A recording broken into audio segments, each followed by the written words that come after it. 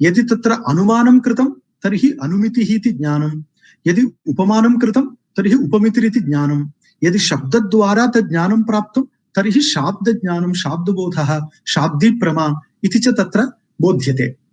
अत्र सर्वत्रापि प्रमाण शब्देनैव प्रमाकरणत्वं समानम्। अतः तत् कार्यता निरूपित कारणत्वं तत्र समानतया विद्यते प्रत्यक्षे, अनुमाने, उपमाने, शब्दे। अतः सर्वमपि प्रमाणमेव। अस्तु, इदानीं प्रत्यक्षं किम् इत्युक्ते प्रत्यक्षम् एकं ज्ञानम्। अस्तु, तत्पूर्वमेव ज्ञातं, यतः प्रमा इति ज्ञानं खलु, ज्ञानविशेषः प्रमा। तर्हि अत्र किम्? परन्तु एतत् ज्ञानम् एवं विशेष्यते यत् इन्द्रियार्थसन्निकर्षोत्पन्नम् अव्यभिचारि व्यवसायात्मकम्। तर्हि प्रथमं तावत् इन्द्रियार्थसन्निकर्षोत्पन्नम् एतत् ज्ञानम्। इन्द्रियाणि पञ्चेन्द्रियाणि, अर्थः अर्थोऽपि पञ्चविधः। तर्हि तस्य तस्य इन्द्रियस्य द्वारा तस्य तस्य पदार्थस्य सन्निकर्षो यदा भवति तदा तदुत्पन्नं ज्ञानं। यदा अहं चक्षुर्भ्यां पदार्थं पश्यामि, चक्षुर्भ्यां पुस्तकं पश्यामि, तर्हि चक्षुरिन्द्रियद्वारा तत् पुस्तकरूप पदार्थ सन्निकर्षद्वारा एकं ज्ञानं जातम्। अतः एतत् पुस्तकम् इति प्रत्यक्षम्। तथा एकैकस्य, तथा चाक्षुष प्रत्यक्षवत् रासन प्रत्यक्षं, शाब्द प्रत्यक्षमपि भवति। तथा त्वाच प्रत्यक्षं, घ्राण प्रत्यक्षं, श्रोत्र अथ शब्द प्रत्यक्षम् एवं। तर्हि इन्द्रियार्थ सन्निकर्षोत्पन्नम् इति प्रत्यक्षस्य स्वरूपं। यतः अन्यद्वयम् अव्यभिचारि व्यवसायात्मकमिति अन्यत्रापि भवितुम् अर्हति, परन्तु प्रत्यक्षस्य स्वरूपं यदि तदितर प्रमाणापेक्षया पृथक् रीत्या दर्शनीयं तर्हि इन्द्रियार्थ सन्निकर्षोत्पन्नम् इत्येव तस्य स्वरूपं भवितुम् अर्हति। तदनन्तरमपि एकं विशेषणम् अव्यभिचारि इति। यदि तद् ज्ञानं व्यभिचरेत्, अर्थात् यदि तदनन्तरं बाधितं भवेत्, पूर्वं मया तत्र सर्पः अनुभूतः, परन्तु इदानीं स्फुटप्रकाशे, यदा मन्दप्रकाशे सर्पः अनुभूतः, स्फुटप्रकाशे तावत् ओ इयं रज्जुः इति ज्ञानं जातम्। अतः तत् प्राक्तनं ज्ञानं व्यभिचारि। अतः प्रत्यक्षं तदैव प्रमा भवति यदा अव्यभिचारि भवति, अर्थात् तत् पदार्थ अनुगुणं प्रत्यक्षं भवति ज्ञानं। तथा व्यवसायात्मकं भवतु, व्यवसाय इति निश्चयः, व्यवसायात्मकं ज्ञानम् इत्यत्र निश्चयात्मकमेव ज्ञानम्। अन्यथा संशय अंतर्भावो भवेत्। अतः संशय निराकरणार्थं, व्युदासार्थम् अत्र व्यवसायात्मकम् इति। एवं एतादृशं यत् ज्ञानं तत् प्रत्यक्षम्। न्यायशास्त्रे प्रत्यक्षं प्रथमं तावत् द्विविधं, सविकल्पं, निर्विकल्पं। सविकल्पमेव अत्र प्रमात्वेन स्वीक्रियते। निर्विकल्पकं तावत् यथा कारिकावली ग्रन्थे वर्तते, न प्रमा नापि भ्रमः। यतः एतद् निर्विकल्पकमिति तत्र प्रकार अनवगाहि ज्ञानमिति कारणेन तत्र प्रकारत्वमेव नास्ति। सविकल्पे नामजात्यादि योजना वर्तते, नामजात्यादि योजना रहितं निर्विकल्पम्। अतः निर्विकल्पस्य प्रमात्व विषये तत्र स्पष्टता नास्ति। यतः नैयायिकाः वदन्ति निर्विकल्पं साक्षात् प्रमा भवितुं नार्हति इति। अतः सविकल्पमेव प्रमा इति स्वीकुर्वन्ति, बौद्धास्तावत् निर्विकल्पमेव प्रमात्वेन स्वीकुर्वन्ति। पुनश्च प्रत्यक्षं द्विविधं, लौकिकम् अलौकिकम्। लौकिकं तावत् इन्द्रियार्थसन्निकर्षद्वारा जन्यते, अलौकिकं प्रत्यक्षं तावत् तदितरसन्निकर्षेण जायते। तदितरसन्निकर्षः कः इत्युक्ते प्रथमं तावत् लौकिकसन्निकर्षः षड्विधः।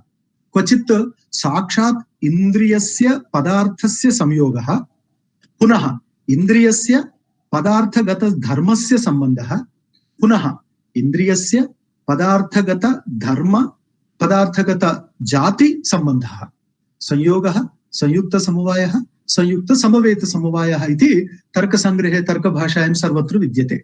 पुनश्च समवायः इति, अर्थात् क्वचित् सन्निकर्षः समवायरूपेण भवति। श्रोत्रेन्द्रियद्वारा यदा शब्दग्रहणं भवति तदा शब्दः इति आकाशे वर्तते, केन सम्बन्धेन समवाय सम्बन्धेन स च आकाशः कर्णे विद्यते केन सम्बन्धेन समवाय सम्बन्धेन अतः शब्दस्य ज्ञानं समवाय सम्बन्धेन इति निष्कर्षः तथा शब्दे वर्तमानायाः शब्दत्व जातेः तावत् ज्ञानं समवेत समवाय सन्निकर्षेण भवति शब्दत्व जातिः शब्दे वर्तते सा जातिः तस्मिन् समवाय सम्बन्धेन वर्तते स च आकाशे समवाय सम्बन्धेन वर्तते अतः समवेत समवायः अथवा समवाय समवाय इत्युक्तेपि न कोऽपि दोषः तथा अभाव इति कश्चन पदार्थो वर्तते खलु तस्य अभावात्मक पदार्थस्य ज्ञानं केन प्रमाणेन इत्युक्ते विशेषण विशेष भाव सम्बन्धेन अतः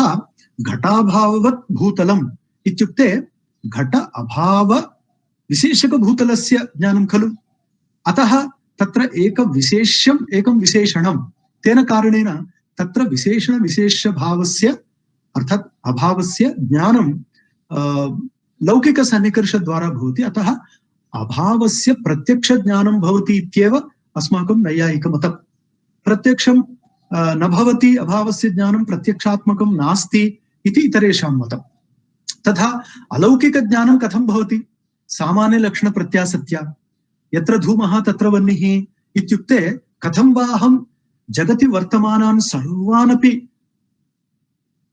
धूम व्यक्तीन् वा वन्य व्यक्तीन् जानामि कथं वा जानीयाम् यतः भूत भविष्यत् वर्तमान कालगतान् सर्वानपि तत्तद् व्यक्तिविशेषान् धूम व्यक्तिविशेषान् वन्य व्यक्तिविशेषान् न कोऽपि जानाति परन्तु यत्र यत्र धूमः तत्र तत्र वह्निः इति वक्तुं प्रभवति तर्हि तत्र सामान्य लक्षण प्रत्यासत्तिरिति कश्चन सन्निकर्षः अभ्युपेयः इति तत्र गङ्गेशोपाध्यायः अपि स्वीकुर्वन्ति तदनुसारं बहवः तद्वदन्ति केचन नैयायिकाः यथा रघुनाथशिरोमणि सदृशाः सामान्य लक्षण प्रत्यासत्यं न स्वीकुर्वन्ति तद् विनापि धूमत्वं धर्मितावच्छेदिकीकृत्य तत्र तत्र तत्तत् साधयितुं शक्यमिति ते बोधयन्ति तथा ज्ञानलक्षण प्रत्यासत्तिरिति अलौकिक सन्निकर्षः यथा अहं पूर्वं एकं तिन्त्रिणी फलं खादितवान् तेन मम मुखे लालास्रावः जातः क्वचित् अहं दूरतः तिन्त्रिणी फलं दृष्ट्वैव ये लालास्रावम् अनुभवामि तर्हि तत्र ज्ञानलक्षण प्रत्यासत्तिः एवमेव यत्र अहं रज्ज्वां सर्पभ्रमं प्राप्नोमि सर्पं पश्यामि भ्रमरूपेण तत्रापि ज्ञानलक्षण प्रत्यासत्या तत्र सः सर्पः भासते इत्यपि केचन बोधयन्ति तथा योगज प्रत्यासत्तिः योगज प्रत्यासत्तिर्नाम योगिनः समाधि विशेष परिपाकवशात् यादृश ऋतंभरा ज्ञानं प्राप्नुवन्ति ततः योगज प्रत्यासत्ति द्वारा ते अर्थात् आर्षं ज्ञानं प्राप्नुवन्ति वैशेषिकाः वदन्ति आर्षं ज्ञानमिति तत्र तेषां साक्षात् तस्य तज्ज्ञानं भवति इंट्यूशन सिक्स् सेन्स् इव भवति अनन्तरं तादृशम् उत्कृष्टं ज्ञानमिति सर्वत्र शास्त्रे कथ्यते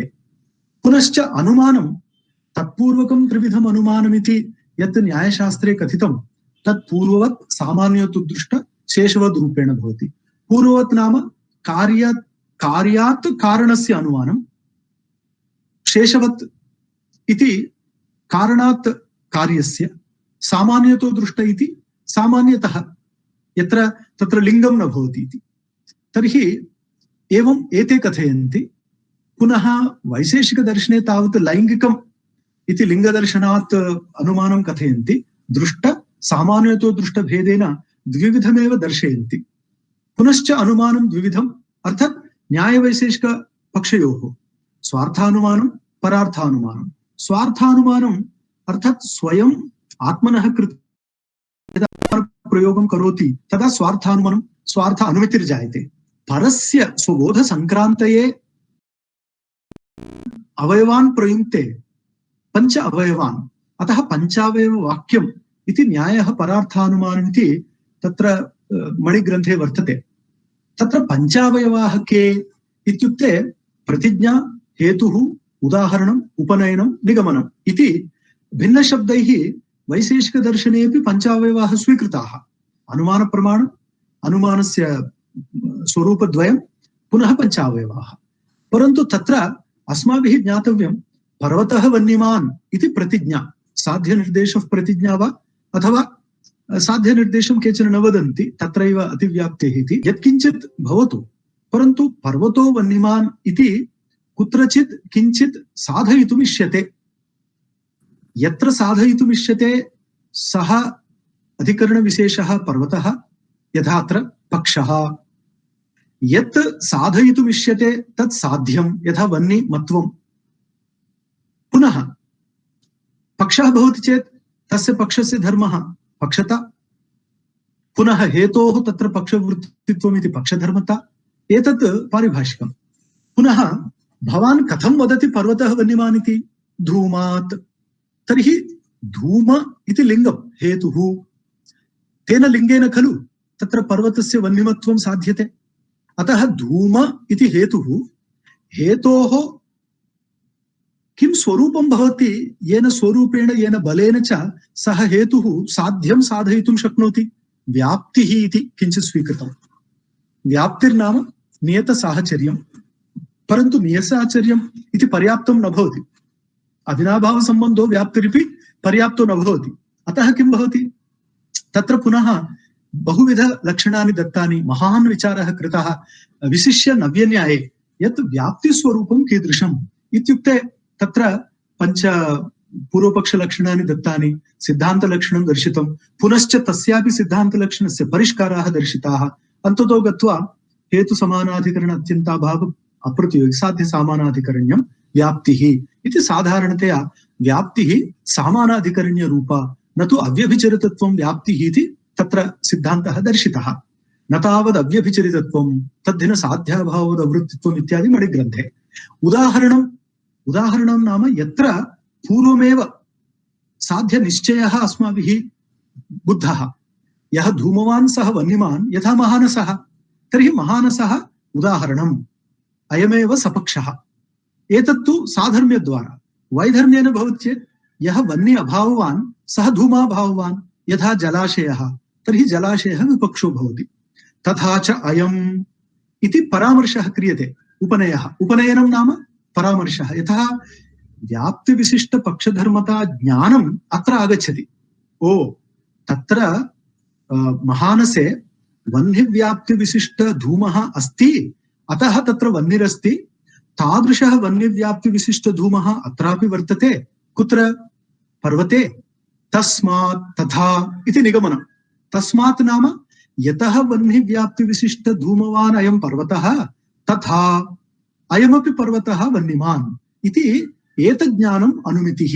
एवं वस्तुतः अत्यन्तम् आश्चर्यकरं नाम, यद् एक क्षणकाले भवति अस्माकं सर्वं ज्ञानं तार्किकम् अन्तर्गतं, तथापि एते आचार्याः महता परिश्रमेण ज्ञानस्य यः क्रमो वर्तते, या प्रणाली वर्तते, तत् सर्वमपि सम्यक् बोधयितुम् एतादृश वाङ्मयं विपुलम् आरचितवन्तः इति वयं सर्वेपि धन्याः। तत्रापि विशिष्य एकं द्रष्टव्यं, हेतुः वस्तुतः व्याप्तिः पक्षधर्मता इत्येव अनुमानं। तत्र व्याप्तिरपि वस्तुतः कस्य? हेतोः। अतः हेतोः साध्यसामानाधिकरण्यं व्याप्तिः। तर्हि हेतोः किञ्चन रूपम् अपेक्षते, यद्विना हेतुदोषो भवति। हाँ, हेतुः उदाहरणे भवतु पक्षसत्वं पक्षे भवतु, सपक्षसत्वम् उदाहरणे भवतु, विपक्ष असत्वम् अर्थात् अपरत्र वैधर्म्ये न भवतु, अबाधितत्वं बाधितो न भवतु, असत्प्रतिपक्षितत्वं सः असत्प्रतिपक्षी भवतु। परन्तु एतानि रूपाणि न भवन्ति चेत् हेतोः, तर्हि किं भवति? हेत्वाभासाः भवन्ति इति नैयायिकाः। कथं?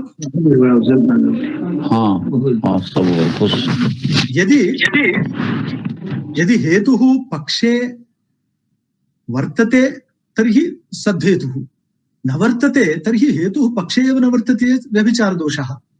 तथा सव्यभिचारः नैकान्तिकः।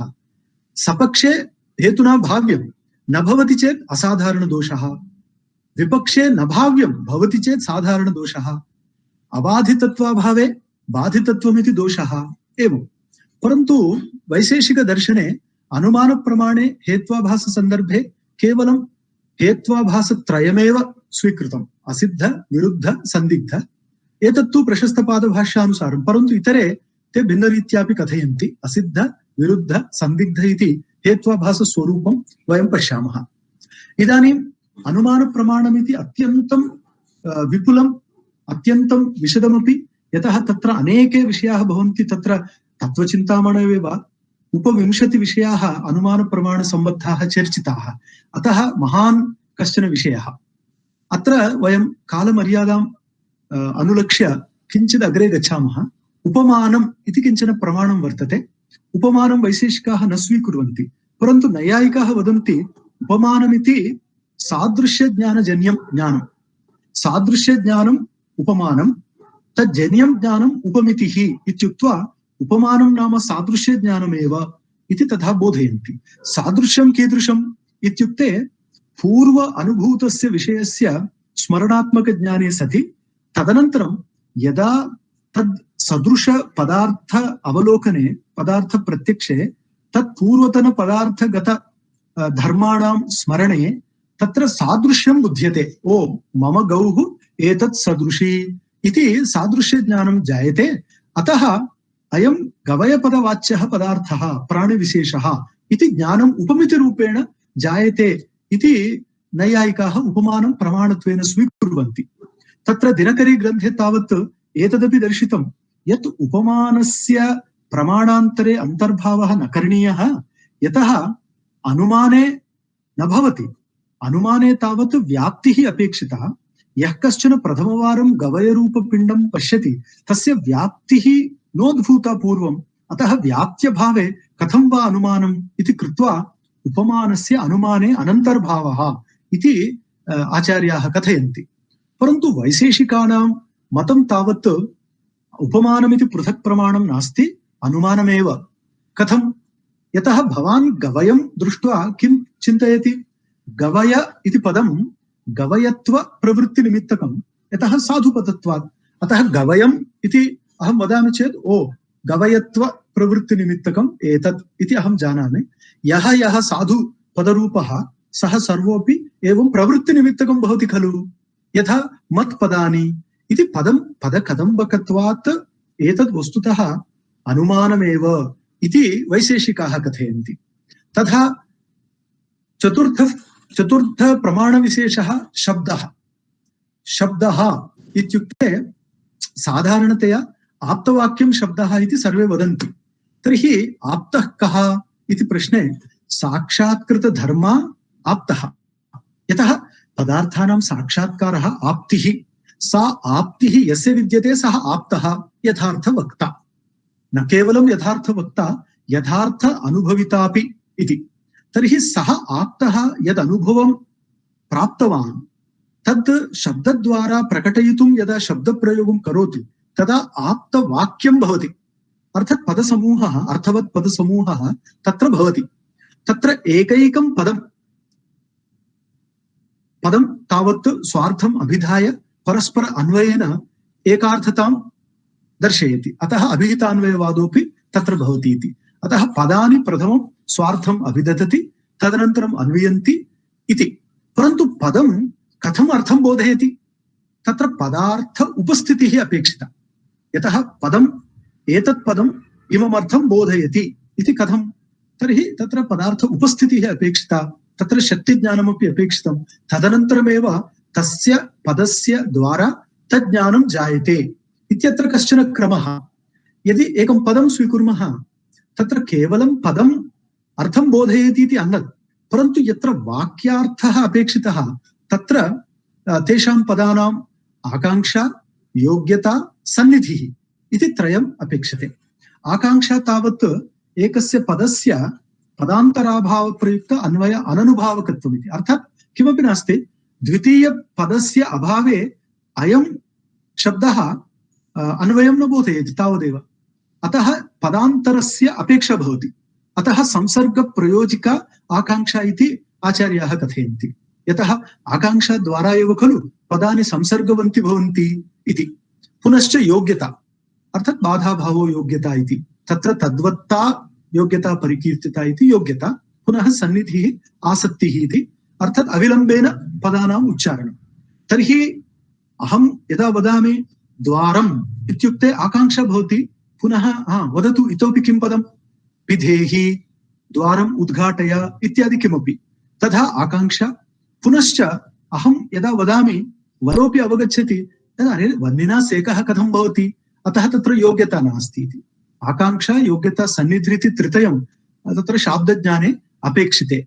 तदा किं भवति, प्रथमं तावत् पदबोधः करणं, पदज्ञानं, पदार्थज्ञानं द्वारं, पुनः शक्तिज्ञानं नाम सहकारी।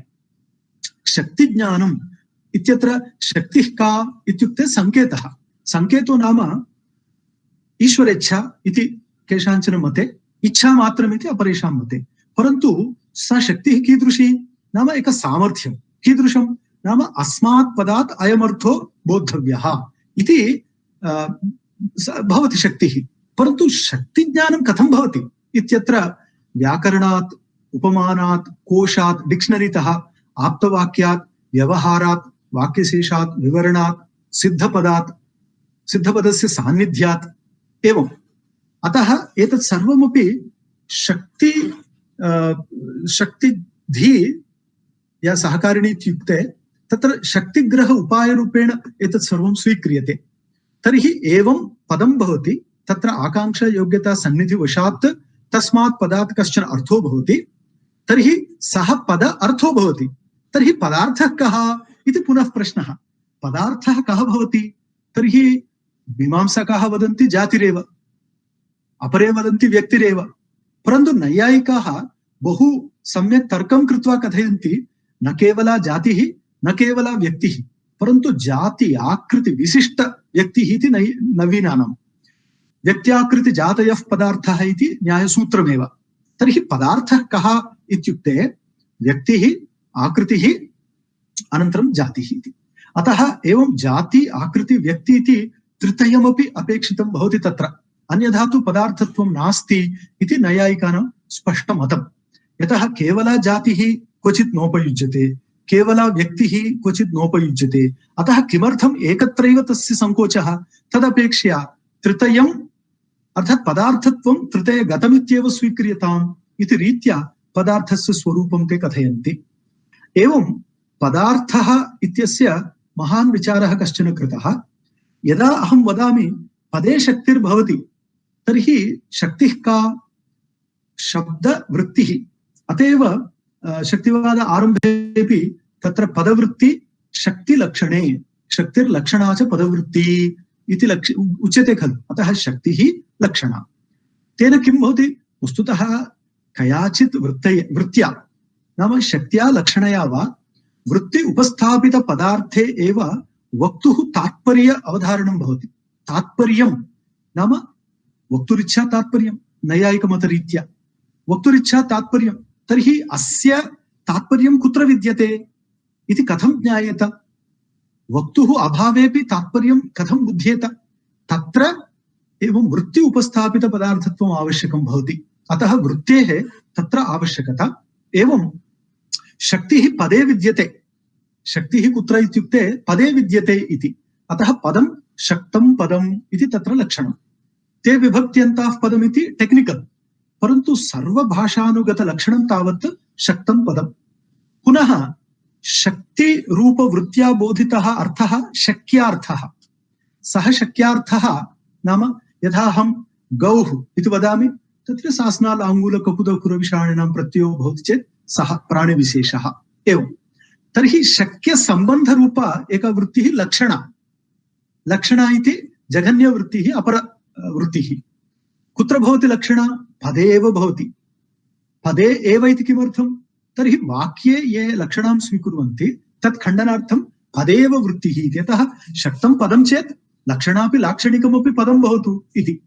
अनन्तरं लक्षणाबीजं किं, तात्पर्यं यत्र न भवति तत्र लक्षणा स्वीकर्तव्या। अतः लक्षणाबीजं तात्पर्यस्य अनुपपत्तिः। यथा वक्ता किमपि बोधितवान् तत् तात्पर्यं, परन्तु अस्माभिः तत्र तात्पर्यं सम्यक् न गृहीतं, तर्हि तात्पर्यं तत्र नोपपद्यते इति कारणेन तत्र लक्षणावृत्ति सहकारेण अस्माभिः सस अर्थः तत्र ग्राह्यः। यथा गङ्गायां घोषः इत्युक्ते ओ गङ्गा तटे इति तथा अस्माभिः स्वीकरणीयं भवति। अन्वयानुपपत्तिः इति अत्र न स्वीकरणीयमिति चर्चा। पुनः कतिविधपदानि स्वीकृतानि इत्युक्ते यौगिकं पदं, यत्र अवयवशक्त्या अर्थः बोध्यते यदा पाचकः इत्यत्र पचति इति पाचकः तावदेव। अतः पाचकशब्दः यौगिकशब्दः। परन्तु क्वचित् शब्दाः भवन्ति क्वचित् रूढशब्दाः, यथा मण्डपः, मण्डं पाति इति भवति, मण्डप इति एकशब्दो भवति, तथापि रूढशब्दाः भवन्ति। क्वचित् योगरूढशब्दाः भवन्ति, अर्थात् उभयविध समुदायशक्त्या अवयवशक्त्या च स्वार्थं बोधयन्ति। कथं? पङ्कजं, तत्र तावत् अवयवशक्त्या पङ्के जातं सर्वं पङ्कजं, परन्तु रूढ्या तावत् पङ्कजमिति केवलं कमलं। तथा यौगिकरूढमपि पदं भवति, यथा उद्भिद् इति, तत्र योगशक्तिरपि भवति, रूढि अपि भवति। कथमित्युक्ते उद्भिद् इति एकः शब्दः। उद्भिद् इति यौगिकार्थे तावत् अंकुरादिकं सर्वमपि उद्भिद्, परन्तु रूढ्या वयं पश्यामः तर्हि यागविशेषः उद्भिद् इति, उद्भिद् नामकः कश्चन यागः इति। एवं रीत्या पदानि चतुर्विधानि भवन्ति। परन्तु यदा वयं पश्यामः सर्वप्रमाणानि एतावन्ति किम्?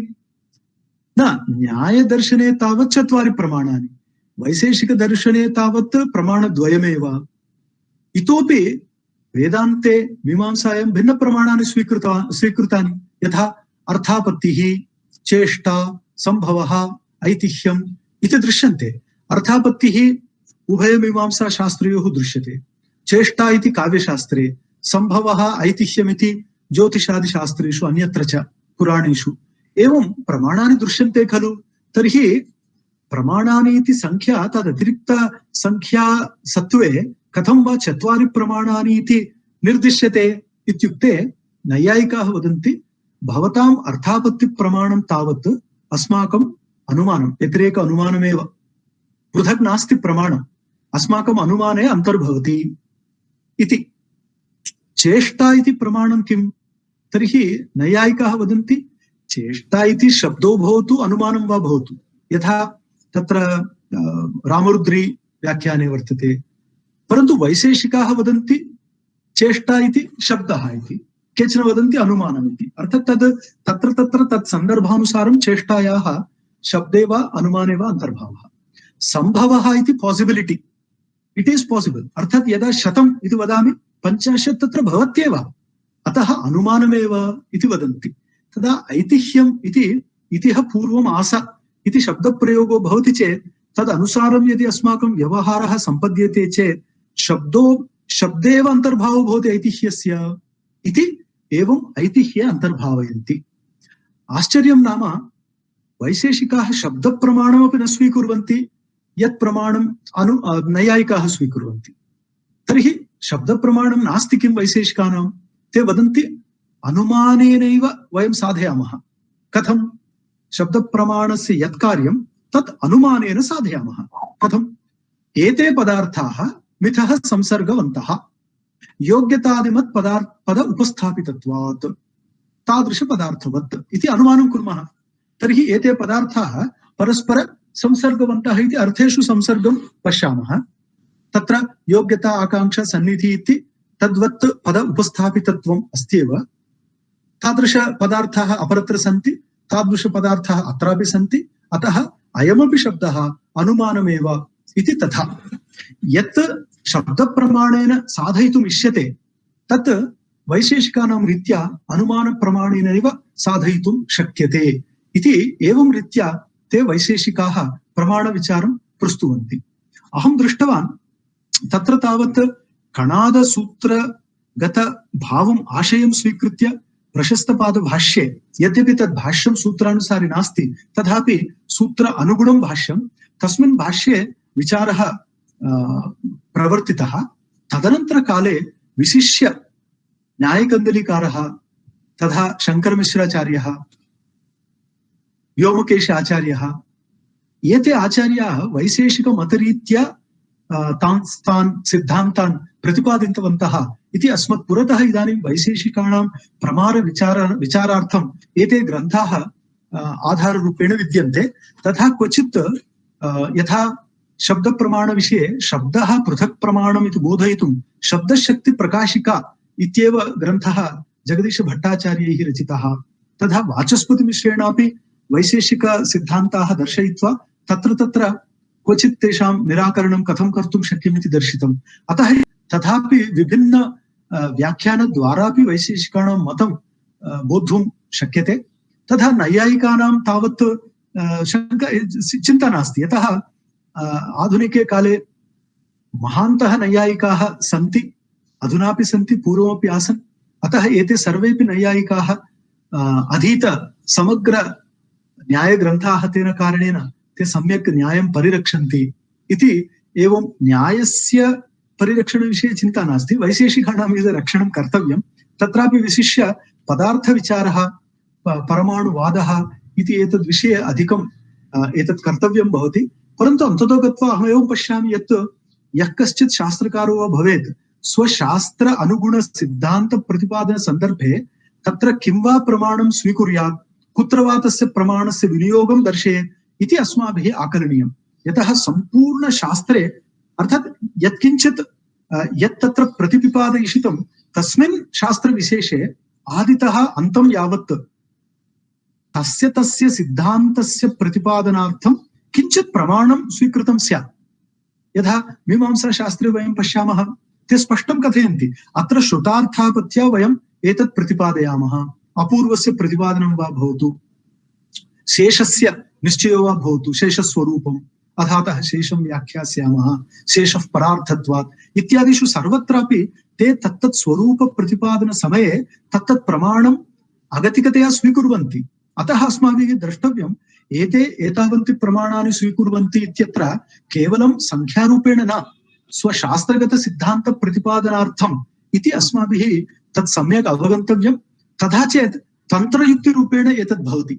तन्त्रयुक्तिः नाम एकस्य शास्त्रस्य विकासार्थम् आवश्यक प्रमाणानां स्वरूप प्रतिपादनं, तदपि विप्रतिपन्नरूपेण स्वरूप प्रतिपादनं, तदनन्तरं तस्य प्रमाणस्य प्रकाराः, तस्य प्रमाणस्य समग्रं सपरिकरं च बोधः कथं भवेदिति शास्त्रकारेण यत्किञ्चित् कृतं तत् सर्वमपि तन्त्रयुक्ति मध्ये गच्छति। अनन्तरं तन्त्रयुक्तिद्वारा वयम् अवगम्य अस्माकमपि यथा आधुनिक संशोधकाः भवन्ति, तर्हि तैरपि एतत् मनसि धातव्यं यत् मम शोधप्रबन्धे अर्थात् गवेषणविषये मया विषयप्रतिपादनसमये एतत् सर्वं मनसि स्थापनीयं यत् मया अत्र अमुकः विषयः प्रतिपाद्यते इत्युक्ते प्रतिपादनरीतिः का, कया रीत्या प्रतिपादनेन अयं विषयः सर्वसम्मतो भवेत्, सर्वसम्मतो न भवति चेदपि अधिकसम्मतो भवेत् इत्यादिकं मनसि निधाय खलु शोधार्थिना अग्रे प्रवर्तितव्यं। तदर्थं प्रमाणमीमांसा अत्यन्तम् उपकारिणी इति अहं भावयामि। अनन्तरं प्रत्यक्षप्रमाणतः शब्दप्रमाणपर्यन्तम् एकैकप्रमाणस्य अत्यन्तं गूढं रहस्यं बोधयद्भिः गङ्गेशोपाध्यायैः पदार्थतत्त्वचिन्तामणिः इति कश्चन ग्रन्थविशेषः रचितः। बहवः भवन्ति, शतशः ग्रन्थान् रचयन्ति, परन्तु कालवृकस्य मुखे पतिताः ते ग्रन्थाः तदा म्रियन्ते, नश्यन्ति च। परन्तु गङ्गेशोपाध्यायानाम् एक एव ग्रन्थः समुपलभ्यते यस्य ग्रन्थस्य कारणेन तेषां प्रतिष्ठा चिरस्थायिनी वर्तते। आधुनिके काले अपि पदार्थतत्त्वचिन्तामणिः, तत्त्वचिन्तामणिः, मणिः इति एकस्यैव ग्रन्थस्य उल्लेखो भवति। अतः अयम् एकः ग्रन्थः। अत्र 4 भागाः। एकैकस्य भागस्य नाम किम् इत्युक्ते प्रत्यक्षम्, अनुमानम्, उपमानं, शब्दः, तावदेव। अतः 4 भागेषु 4 प्रमाणानां सपरिकरं निरूपणस्य कृते गङ्गेशोपाध्यायैः नव्यन्यायरीत्या रचितः अयं महान् ग्रन्थः न्यायशास्त्रानुसारं प्रमाणस्वरूपं किमिति ज्ञातुं कश्चन महान् आधारः इति अहं पश्यामि। तथा महान्तः विचाराः तत्र चर्चिताः, प्रामाण्यवादोऽपि तत्र वर्तते। तस्य संक्षेपः मुक्तावल्यादिग्रन्थेषु, तर्कसङ्ग्रहदीपिकादिग्रन्थेषु अन्यत्र च लब्धुं शक्यते। अतः वयं साधारणप्रकरणग्रन्थात् उद्ग्रन्थं प्रति गन्तुं शक्नुमः, अथवा यदि योग्यः आचार्यः तर्हि महतो ग्रन्थस्य अध्ययनात् वयं प्रकरणग्रन्थपर्यन्तमपि गन्तुं शक्नुमः इत्यहं पश्यामि। एवं रीत्या न्यायवैशेषिकयोः प्रमाणस्वरूपम् इति विषये मया यथामति किञ्चित् प्रस्तुतम्। अत्र समयाभावात् अनेके विषयाः केवलं स्पृष्टाः, केचन ईशस्पृष्टाः, केचन दुष्पृष्टाः, केचन अस्पृष्टाः इति क्षन्तव्योऽयम्। अहं क्षमां याचे, परन्तु अस्माकं भ्रातरः महता प्रेम्णा मामत्र आहूतवन्तः केवलं तेषां प्रेमातिशयः इति अहं पश्यामि। अतः सर्वान् प्रति अहं मम आधमर्ण्यं विज्ञापयामि।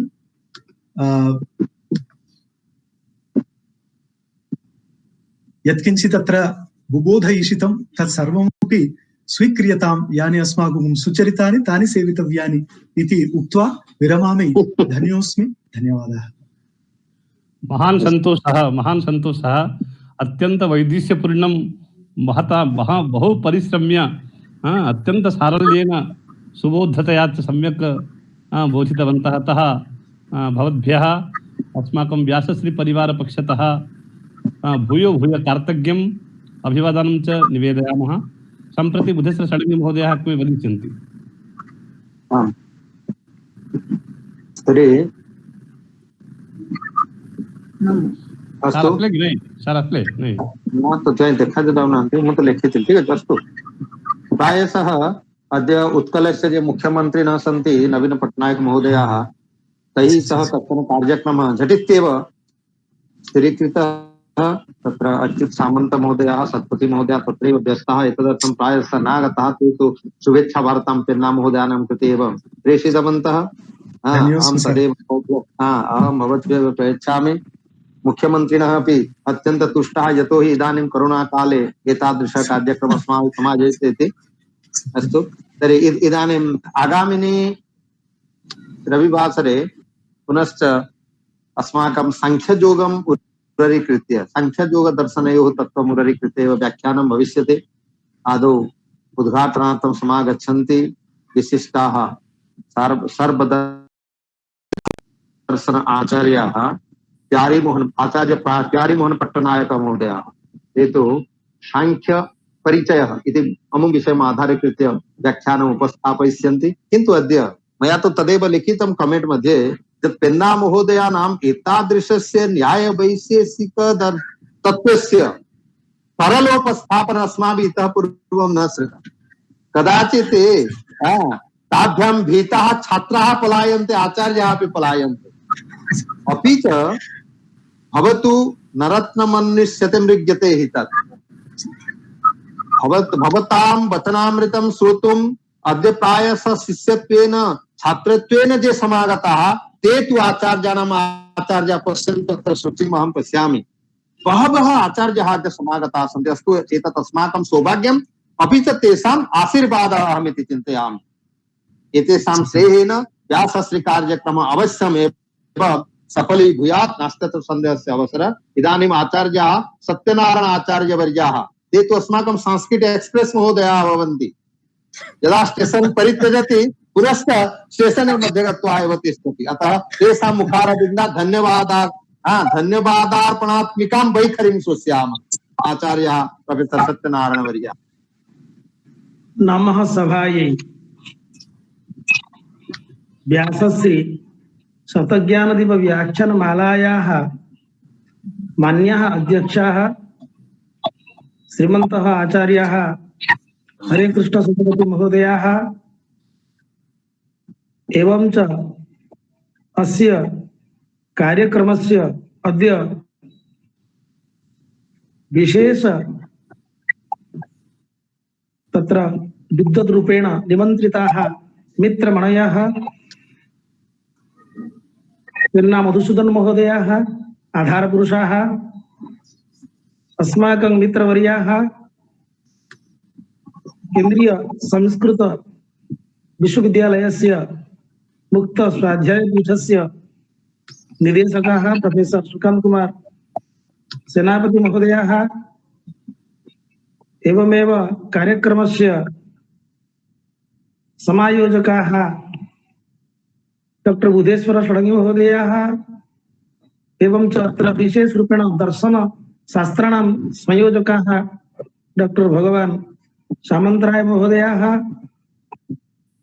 कार्यक्रम समारंभात् परं प्राय लिंक प्रेषितं झटित्येव ये अत्र प्रविष्टाः श्रोतारः तेपि सर्वथा वन्दनीयाः अभिनन्दनीयाश्च। एवमेव अद्य श्रुतम् अस्माभिः सरलया सुमधुरया भाषया न्याय वैशेषिकानि प्रमाणानि सत्यं वदामि चेत् बहुभ्यः विद्वद्भ्यः बहुषु सन्दर्भेषु वयं न्यायशास्त्रविषयकं भाषणं शृणुमः, परन्तु अद्य श्रीमन्तः आचार्याः पिन्ना मधुसूदन महोदयाः गम्भीरमपि विषयम् अत्यन्तं सरलया भाषया अत्र उपस्थापितवन्तः, सुन्दराणि उदाहरणानि दत्तवन्तः। साहित्य विद्यार्थी रूपेण अहं नितराम् उपकृतः अस्मि इति आदौ मम पक्षतः कार्तज्ञं विनिवेद्य अस्माकं व्यासश्री परिवार पक्षतः सभामर्यादा पुरस्सरं भूयो भूयो धन्यवादान् समर्पयामि। श्रीमन्तः तत्र बहुषु शास्त्रेषु कृतभूरि परिश्रमाः वर्तन्ते। एवं च कविकुलगुरु कालिदास संस्कृत विश्वविद्यालयस्य इमे सन्ति अलङ्कारभूताः सन्ति, विद्वान्मणयः सन्ति। बहुषु सन्दर्भेषु अस्माकं राष्ट्रीय संस्कृत विश्वविद्यालयं प्रति समागच्छन्ति। अस्माकं विश्वविद्यालय द्वारापि एते सम्मानिताः सन्ति इति अस्माकं परिवार सदस्याः सन्ति श्रीमन्तः मधुसूदन महोदयाः। एवमेव अद्य ये प्रत्यक्ष रूपेण परोक्ष रूपेण च अस्माकं व्याख्यानमालायां भवन्ति, अहं सर्वेषां कृते प्रणतिपुरस्सरं कार्तज्ञं विनिवेदयामि। आगामि रविवासरे वयं श्रोष्यामः श्रीमन्तः आचार्याः हरिमोहन पट्टनायक महोदयाः रेखाचित्र निर्माणे सिद्धहस्ताः। सकलमपि दर्शनशास्त्रं रेखाचित्रद्वारा ते प्रदर्शयन्ति। अतः ये अत्र अद्य उपस्थिताः सन्ति अन्यान् अपि प्रेरयन्तु। प्रति रविवासरम् अवश्यम् अस्माकं व्याख्यानमालायां समुपस्थिताः भवन्तु। ते स्वयं तेषाम् अनुयायिनः अपि मित्रबान्धवाः अपि अत्र आगच्छन्तु, नितराम् उपकृताः भवन्तु इत्येव सविनयं विनिवेद्य विरमामि विस्तरात्। जयतु व्यासश्री परिवारः। अद्य 21 इति न विस्मर्तव्यम्। अद्य 21 दिनाङ्कः अस्ति, एवं च संवत्सरमपि तथैव अस्ति। अतः अयं यः उपक्रमः बुधेश्वर षडङ्गी महोदयस्य अयम् उपक्रमः सर्वथा सफलः भवतु इति पुनः पुनः भगवतः सविधे सम्प्रार्थयन् विरमामि। जयतु व्यासश्री, जयतु संस्कृतं, जयतु भारतं। नमो नमः। अस्तु, बहु शोभनम्। आचार्येभ्यः सत्यनारायण आचार्य महोदयेभ्यः पुनः पुनः धन्यवादाः समर्प्यन्ते। इदानीं तु शान्तिपाठस्य कालः समागतः। वयं तावत् शान्तिपाठं करिष्यामः। ॐ द्यौ शान्तिरन्तरिक्षं शान्तिः पृथिवी शान्तिरापः शान्तिरोषधयः शान्तिः वनस्पतयः शान्ति शान्तिरेव शान्ति क्षमा शान्तिरेधि। ओम शांति शांति शांति। ओम सत्यनारायण आचार्य वर्जैः एव स्मारितम् 21 तारिका इयमेव तारिका एकदा करुणाभीतिं प्रदाय भारते स्वकीयं रूपं रुद्ररूपं प्रदर्शयामास। अस्तु, विश्वं करुणामुक्तं कर्तुम् इदानीं प्रार्थनां करिष्यामः। सर्वे अनम्यूट कुर्वन्तु। Aham Anurunde, I request all our participants to unmute their microphone and pray God for a better tomorrow of entire world. Sarve bhavantu sukhina sarve santu niramaya sarve भद्राणि पश्यन्तु मा तस्मै दुःखभाग् भवेत्। ओम शांति शांति शांति।